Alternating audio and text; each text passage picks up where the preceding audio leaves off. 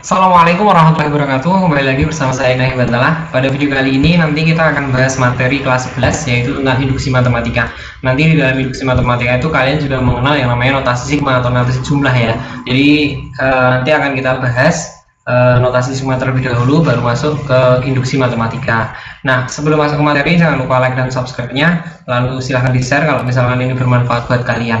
Oke, kita langsung ke materi. Oke, jadi kita masuk ke notasi sigma. Notasi sigma itu biasanya dipakai untuk menuliskan penjumlahan suatu barisan. Jadi sigma itu dari kata Yunani yang artinya adalah jumlah. Jadi nanti ini ada kaitannya dengan barisan dan deret. Nah, nanti untuk barisan dan deret kita menggunakan konsep SMP atau MTS ya, karena kalian akan masuk materi barisan dan deret itu saat kelas 10 semester 1 akhir atau semester 2 awal. Jadi belum dapat materi barisan dan deret, tapi kita diminta untuk mempelajari barisan dan deret lewat notasi sigma. Jadi agak sedikit ini ya bertumbukan ya. Jadi kenapa nggak barisan dan deret dulu baru notasi sigma ini.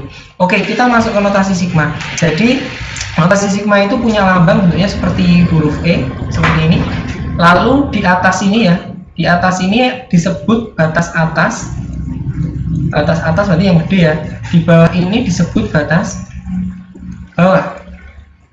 Nah, batas atas sama batas bawahnya itu diisi, yang bawah itu I, dia berjalan dari 1 sampai N. Jadi N ini adalah batas atas, I di sini adalah batas bawah. Lalu di tengah-tengah sini nanti ada yang namanya AI. AI ini adalah rumus barisannya. Nah, ini loh yang maksudnya yang saya maksudkan agak sedikit complicated. Kenapa? Karena kalian harus mencari rumus barisan, padahal barisan baru akan dipelajari besok kelas 10 semester 1 akhir. Nah, makanya di sini kita tuh padahal udah dapat pas SMP dulu tuh udah dapat yang namanya barisan aritmatika sama barisan geometri. Jadi kita pura-pura nggak tahu nanti bagaimana cara nyarinya, karena di beberapa buku itu nggak pakai rumus aritmatika ataupun geometri. Jadi rumusnya itu benar-benar kita nyari sendiri, itu membuktikan sendiri. Makanya tapi kita nanti pura-pura aja nggak apa-apa. Kita kan udah tahu barisan aritmatika itu rumusnya apa. Oke, jadi nanti sigma itu digunakan untuk menuliskan penjumlahan barisan. Penjumlahan barisan itu kan sama aja deret ya. Jadi kalau barisan kan kayak gini, A1, A2, A3, titik-titik sampai AN. Nah, ini kan namanya barisan. Kalau deret itu kan udah ada penjumlahannya ya. Nah, jadi sama aja kita tuh menuliskan bentuk deretnya ini tuh. Nah, ini kan namanya deret. Gitu ya. Oke, kita masuk ke contoh aja. Contoh misalkan. Contoh saya punya suatu deret 1 ditambah 4 ditambah 9 ditambah 16 ditambah 25 ditambah 36. Oke, akan kita tuliskan dalam bentuk notasi sigmanya. Tapi sebelum ke sana kita harus cari apa? Cari polanya. Untuk nyari apa ini loh? Untuk nyari rumusnya ini. Nanti kita cari polanya. Oh, 1 itu kan bisa 1 kuadrat ditambah 2 kuadrat. 9 itu kan 3 kuadrat, 16 4 kuadrat, 5 kuadrat tambah 6 kuadrat. Nah, di sini ada sesuatu yang berjalan. Ada sesuatu yang berjalan. Apa? Yaitu ini gerak dari 1 2 3 4 5 6. Nah, rumus barisan di sini ada I. Ini kan bacanya gini ya, sigma I dari 1 sampai N. Jadi I-nya di sini tuh sebenarnya dia gerak dari 1 sampai N. Berarti yang gerak di sini adalah apanya? Adalah I-nya. I-nya itu gerak dari 1 sampai N. Atau kalau di sini itu dari 1 sampai 6. Berarti 1 2 3 4 5 ini sebagai I. Berarti otomatis rumusnya bisa kita tuliskan. Oh, I-nya itu tadi dari berapa mulainya? Dari 1 sampai 6. Lalu ini diapakan? Dia dikuadratkan. Dia ini dikuadratkan ya nggak? Ini dikuadratkan. Berarti otomatis I kuadrat. Kalau kalian mau pakai variabel lain juga boleh. Nanti nulisnya misalkan K mulai dari 1 sampai 6. Berarti di sini nanti K kuadrat. Gitu ya. Itu cara menuliskan deret dalam notasi sigma. Nah, notasi sigma ini nanti juga punya beberapa sifat ya, tapi kita akan bahas terlebih dahulu bagaimana cara menuliskan notasi sigma. Oke, gitu. Oke, kita coba contoh lagi biar kalian terbiasa. Jadi misalkan saya punya suatu deret bentuknya 1 ditambah 3 ditambah 5 ditambah 7 ditambah 9 ditambah 11 ditambah 13 ditambah 15 gitu ya. 1 tambah 3 tambah 5 tambah 7 dan seterusnya sampai 15. Kita akan coba tuliskan ini ya, tuliskan dalam notasi sigmanya. Tapi sebelum ke sana apa yang harus dicari? Kita harus nyari polanya dulu. Jadi kita cari pola atau rumusnya dulu ya. Nah ini lucunya nih kita. Tapi kan kalian di sini bisa pakai rumus aritmatika ya, karena SMP kan udah pernah ya. Tapi di sini kita diminta untuk pura-pura nggak tahu. Oh kita nggak tahu nih rumusnya apa ya kira-kira ya. Jadi nanti kalian ini coret-coret sendiri aja bentuk ke dalam rumus aritmatika. Ini kira-kira aritmatika atau geometri, kalian bisa cek. Misalkan selisihnya itu sama, ini kan 2, ini 2, ini 2. Oh berarti ini aritmatika ya. Rumus aritmatika itu apa rumusnya? UN ya. A plus N-1 B. Nah ini tuh sebenarnya agak kredit ya, karena kita tuh diminta untuk jangan pakai rumus ini dulu, padahal kita udah tahu rumus ini. Jadi kita tuh nemu ini harus manual gitu loh. Jadi misalkan oh 1 ini 2, oh berarti itu bisa misalkan ya, misalkan dibuat oh 2 kali 1 dikurangi 1. Nah ini untuk suku pertama. Suku kedua ini oh berarti dia gerak ya. Coba ini 2 kali 2 karena suku kedua ya, dikurangi 1. Nah ini kan bisa nih, ini kan hasilnya 1, ini 3. Terus ini lagi nih misalnya 2, oh suku ketiga dikurangi 1, oh ini 5. Nah bener ya, sesuai. Tapi kan Pak ini lama nih karena kalian harus manual. Padahal kalian udah ketemu rumus ini, ya udah pakai rumus ini aja tidak apa-apa. Sebenarnya kan kalian udah dapat saat tes aja. Jadi kalau pakai rumus ini kan nanti rumusnya jadinya A-nya itu 1 ditambah N. Nah N-nya ini ada berapa? Tergantung ada di sini ya. Nah tergantung yang ada di sini nanti. Tapi kalau misalkan kalian hanya mencari rumus, berarti N-nya biarkan saja. N-1 bedanya adalah 2. Berarti 1 ditambah 2N-2 atau 1 ditambah 2N-2. Berarti jawabannya ada 2N-1. Ini rumusnya sama kayak ini tadi ya. 1, 2, 3 ini kan yang bergerak. Nah karena rumusnya pakai N, di sini pakai N. Tapi kalau nanti mau ganti ke I itu juga boleh. Berarti itu sebenarnya dia tuh rumusnya dari ini, pola atau rumusnya adalah 2N-1. Berarti otomatis notasi sigmanya nanti dia,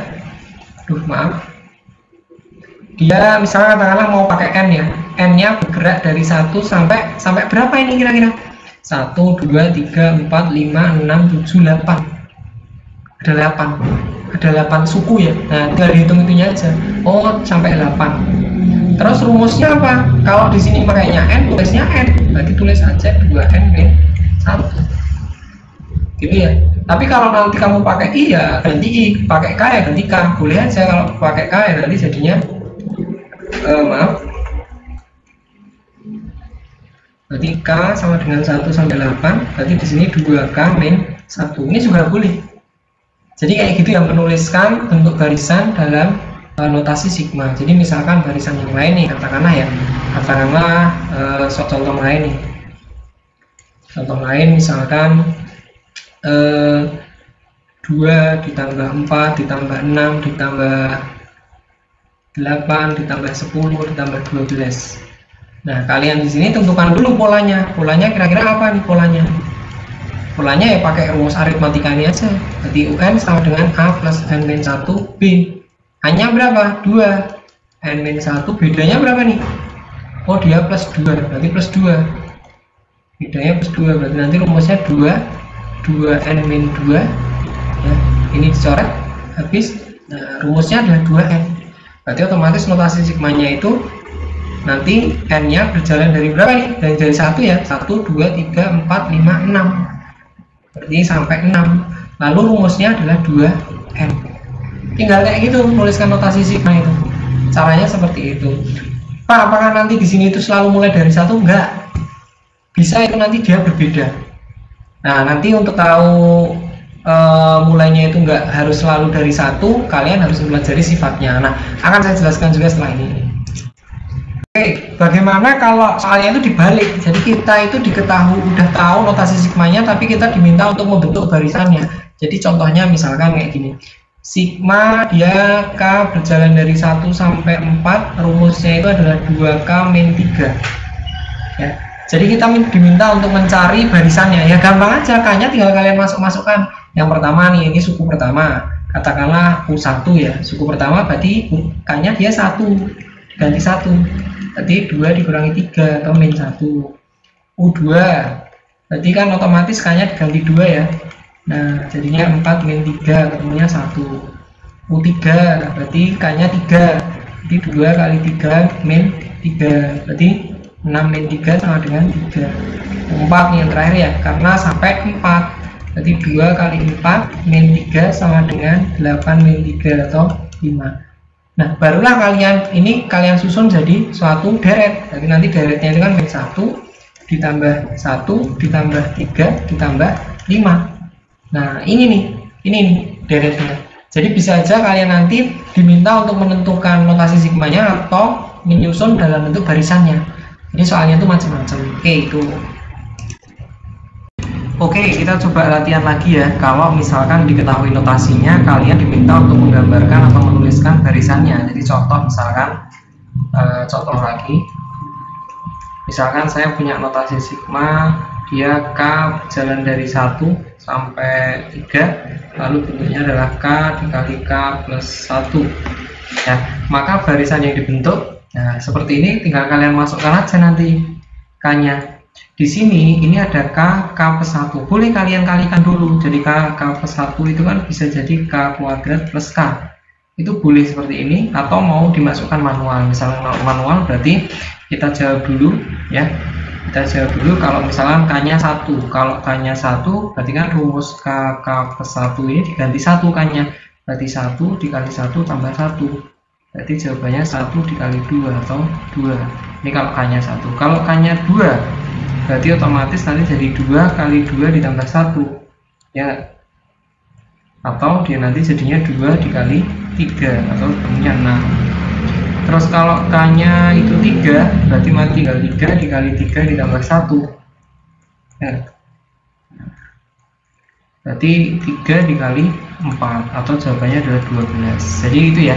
Jadi barisannya atau deretnya nanti kita nulisnya adalah sigma K sama dengan 1 sampai 3 K plus 1 itu sama dengan 2 ditambah 6 ditambah 12. Jadi urut ya, dari K yang terkecil nomor 2 terus K yang ketiga, jadi urut. Jadi ini bentuk barisannya. Bisa ya? Oke, setelah ini kita akan masuk ke sifat-sifat dari Oke, kita masuk ke sifat-sifat dari notasi sigma. Sifat yang pertama atau yang ini tadi ya, ini sebenarnya bukan sifat sih, lebih ke kayak definisi sih. Jadi misalkan kalian punya sigma I dari 1 sampai N, lalu rumusnya di sini adalah AI, maka nanti dia berlaku A1 ditambah A2 ditambah A3 tambah titik-titik sampai dia AN. Ini yang perlu kalian ketahui tentang definisi dari notasi sigma. Terus yang kedua ya, yang kedua misalkan saya punya notasi sigma, dia I dari 1 sampai N, lalu di sini itu katakanlah C, di mana C itu adalah konstanta. C itu adalah konstanta atau angka, gitu gampangnya angka atau bilangan. Maka nanti bentuk barisannya ini jadinya seperti ini, tinggal N-nya ini dikalikan dengan C-nya. Jadi yang namanya notasi sigma ataupun penjumlahan barisan itu kita menghitung jumlahnya ya. Jadi pokoknya tetap yang dihitung jumlahnya. Maka jumlah dari atau arti dari sigma I sampai N C ini bilangan, itu adalah N kali C. Jadi contohnya misalkan saya punya notasi sigma, I-nya dia berjalan dari 1 sampai 7, di sini katakanlah 6. Maka ini sama dengan 7 dikali 6, tinggal dikalikan aja ini ke sini. Jadi jawabannya adalah 42. Itu sifat yang kedua. Sifat yang ketiga ini jadi nanti bentuknya seperti ini. I berjalan dari 1 sampai N ya. Terus di sini adalah C A I. Jadi C-nya tetap ya sama konstanta. Lalu AI di sini adalah rumusnya, rumus dari barisannya. Maka nanti berlaku juga bentuknya seperti ini, C-nya dipindah ke depan. Nih, jadi nanti I sama dengan 1 sampai N, di sini A, AI. Jadi C-nya boleh dipindah ke depan, jadi bilangannya itu boleh dipindah paling depan. Jadi sama aja. Jadi contohnya misalkan, contoh pakai yang beda aja. Contoh, misalkan saya punya notasi sigma I, jangan I, ganti aja. Ini misalkan K berjalan dari 1 sampai 3. Lalu di sini katakanlah C-nya itu katakanlah gini ya, 2K, rumusnya itu 2K. maka ini nanti boleh saya tulis jadi 2 dikali sigma K dari 1 sampai 3 K. Hasilnya pun akan sama aja nanti. Jadi ini bisa dibuktikan. Kalau misalkan kita pakai yang ini dulu, kita pakai yang 2K ini dulu, berarti kan nanti K-nya dimasukkan. Kalau K-nya 1, kalau K-nya 2, kalau K-nya 3. Kalau K-nya 1 jadinya kan 2 kali 1 atau 2. Kalau K-nya 2 berarti 2 kali 2 atau 4. Kalau K-nya 3 berarti 2 kali 3 atau 6. Nah, 2, 4, 6. Tapi kalau ini coba kita yang ini. Kita pakai yang ini sekarang. Jadi kan nanti tinggal 2 dikali sigma K dari 1 sampai 3 K. Padahal K-nya tadi berapa? 1 sampai 3. Berarti kalau K-nya 1 itu dia 1, kalau K-nya 2 itu 2, kalau K-nya 3 itu 3. Karena di sini rumusnya cuma K. Nah, coba 1, 2, 3 ini kalau dijumlahkan berapa? Kalau dijumlahkan 6. Nah, padahal ini 2 kali sigma K. Padahal sigma K tadi menghasilkan angka berapa? 6. Berarti 2 dikali 6. Jawabannya adalah 12. Ini juga kalau dijumlahkan ketemunya berapa? 2, 4, 6, 6 tambah 6 juga 12. Sama ya ketemunya. Jadi ketemunya akan sama aja.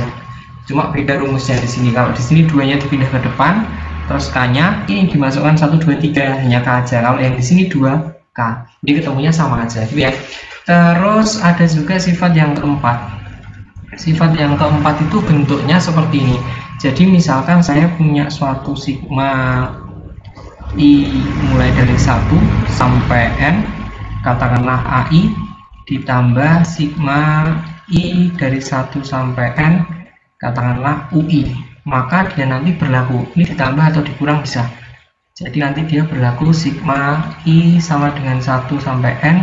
Di sini boleh langsung ditambahkan AI ditambah UI, ditambah atau dikurang. Dari sini ditambah atau dikurang bisa. Nah, bentuknya jadi seperti ini. Jadi kalau misalkan sigma AI ditambah atau dikurangi sigma UI, maka berlaku sigma AI ditambah UI. Jadi rumusnya itu bisa dihitung langsung tanpa menjumlahkan sigmanya masing-masing. Ini juga boleh. Nanti silakan kalian buktikan sendiri, atau nanti kita akan coba latihan ya. Terus kita nanti menggunakan sifat yang ini. Oke, sekarang sifat yang kelima. Oke, kita masuk sifat yang kelima. Sifat yang kelima ini bentuknya seperti ini. Misalkan punya sigma, dia I dari 1 sampai N. Di sini itu nanti bentuknya adalah AI ditambah UI kuadrat. Jadi kalau bentuk seperti ini nanti boleh yang di dalam sini kalian kuadratkan dulu. Jadinya nanti sigma I dari 1 sampai N dalam kurung ya, jadinya kan nanti AI kuadrat ditambah 2AI UI ditambah UI kuadrat. Nah, kalau bentuk seperti ini pakai sifat yang atasnya ini. Nah, jadi dia itu bisa dipisah ataupun bisa digabung. Ini kan digabung nih, ya, digabung seperti ini. Ya, ini boleh dipisah. Jadinya nanti berlaku sifat yang ini. Sigma I dari 1 sampai N, ya, AI kuadrat ditambah, ya, terus ini sigma I dari 1 sampai N 2AI UI ditambah sigma I dari 1 sampai N UI kuadrat. Nah, ini nanti bisa. Terus duanya ini ya, duanya ini tuh boleh pindah ke depan juga. Jadi duanya ini tuh boleh pindah ke depan sini. Pakai sifat yang mana? Pakai sifat yang ini tadi ya. Nah, pakai sifat yang ini tadi. Jadi ini bisa digunakan ya. Ini sifat kelima. Oke, sifat keenam akan saya hapus dulu. Kita akan hapus yang ini aja. Kita akan hapus yang ini. Sifat ke yang 6 ini dia itu seperti sifat transitif gitu, transitif dalam suatu bilangan. Jadi bentuknya jadi sifat yang keenam, sifat yang keenamnya akan saya tuliskan di sini. Sifat yang keenam misalkan saya punya sigma I dari 1 sampai N. Di sini katakanlah AI ditambah nanti ini sigma N plus 1 sampai M. Ini katakanlah juga AI, maka dia nanti berlaku ya, berlaku sigma I dari 1 sampai M AI, gitu ya. Jadi ini I dari 1 sampai N, hanya sampai N ya. Di sini lanjutannya N plus 1 itu kan lanjutannya ya, dan terus sampai M, maka dia boleh langsung ke sana. Nah, asalkan apa? Asalkan di sini rumusnya sama. Kalau rumus yang berbeda ini nggak bisa, harus rumusnya sama, itu cirinya. Oke, jadi kayak sifat yang nomor 4 ini tadi ya, ini dia juga berlaku, bisa ditambahkan, bisa digabung rumusnya ketika apa? Ketika ininya sama. Nah, ininya sama, karena kalau ininya tidak sama maka beda nanti hasilnya ya. Yang nomor 4 ini ada syaratnya ini. Kalau yang nomor 6 ini syaratnya apa? I dari 1 sampai N dia lanjutin, jadi batasnya misalkan dari 1 sampai N. Nah dia dilanjutin N plus 1 sampai M, atau kalau dalam bilangan dari 1 sampai 5, berarti lanjutannya 5 tambah 1 di 6 sampai M, M-nya katakanlah 10, bisa kayak gitu. Jadi ya itu sifat nomor 6. Terus sifat nomor 7 seperti ini. Sifat yang ke-7 itu misal saya punya sigma I berjalan dari 1 sampai N ya, itu katakanlah AI, maka boleh ditulis juga dia misalkan di sini I-nya dari 0, jadi dia turun min 1, maka yang atas juga harus min 1. Berarti di sini ditulis N min 1. Lalu A, nah A-nya tetap tapi I-nya yang berubah karena semua sudah dikurangi, maka I yang di sini harus ditambah 1, tapi hanya I-nya. Hanya I-nya, ingat hanya I-nya, bukan A-nya, tapi I-nya. Gitu ya. Jadi kalau nanti misalkan dalam rumus, contohnya nih, contoh ya. Contohnya di bawahnya sini. Contoh misalkan saya menuliskan rumusnya. Rumusnya itu saya tulis contoh sigma I dari 1 sampai 3. Katakanlah rumusnya adalah 2K plus 1. Maaf, 2K ditambah 1. Maka boleh saya tulis misalkan ini berkurang 1 ya, dikurangi 1. Maka I sama dengan 0, yang atas dikurangi 1 jadi 2 juga ya, jadi 2. Terus apa? K-nya di sini berkurang, K-nya berarti apa kalau ini berkurang? Berarti K-nya ditambah, K-nya ditambah. Tapi bukan jadinya itu bukan kayak gini. Bukan 2K plus 1 ditambah 1, bukan, ini salah. Bukan seperti ini, tapi bentuknya nanti hanya K-nya yang ditambah jadi 2 ya. Dalam kurung K-nya tadinya K aja ditambah 1 ya. Jadi K plus 1 terus ditambah 1. Jadinya ini kan 2K ditambah 2 ditambah 1 atau 2K ditambah 3. Jadinya seperti itu. Jadi yang dirubah itu K-nya. Yang tadinya K aja tapi ditambah 1. Kenapa? Karena ini udah di min 1. Nah nanti kalau misalkan ini di min 2, ini di min 2, maka ini juga ditambah 2. Jadi menyesuaikan aja. Oke, itu ya. Itu sifat-sifat dari notasi sigma. Itu sifat-sifat dari notasi sigma. Oke, coba kita akan bahas lagi untuk sifat yang terakhir tadi ya, yang sifat nomor 7 itu. Kita akan coba bahas dengan bentuk yang berbeda. Misalkan saya punya suatu sigma, dia katakanlah K-nya berjalan dari 3 sampai 5. Lalu di sini itu rumusnya adalah katakanlah 2K plus 3. 2K plus 3. Nah, ini maka bisa ditulis ya. Kalau misalkan K-nya di sini berubah jadi 5, berarti kan ini nambah berapa? Nambah 2. Berarti yang atas juga harus nambah 2, jadinya jadi 7. Lalu di sini yang berubah adalah 2K-nya, 2K plus 3 atau rumusnya yang di sini. Ini berubah. Tadinya K-nya kan di sini dia tambah 2 tambah 2, berarti K-nya ini nanti harus berkurang 2, kebalikannya. Jadi K-nya di sini ini nanti K-nya harus dikurangi dengan 2. Maka jadinya adalah 2 dikali K min 2 ditambah 3. Berarti kalau ditulis nanti jadinya sigma K5 sampai 7 2 kali K min 2 plus 3. Ini bisa dihitung ya, bisa dihitung jadinya 2 kali K min 2 plus 3 itu jadi 2K min 4 ditambah 3 atau 2K min 1. Jadi nanti hasil akhirnya itu K dari 5 sampai 7 rumusnya adalah 2K min 1. Ini sama dengan yang depan sini. Jadi ya, jadi kalau misalkan dia ditambah 2, atas juga ditambah 2, jadi batas bawahnya tambah 2, batas atasnya tambah 2, maka K-nya dikurangi 2, kebalikannya.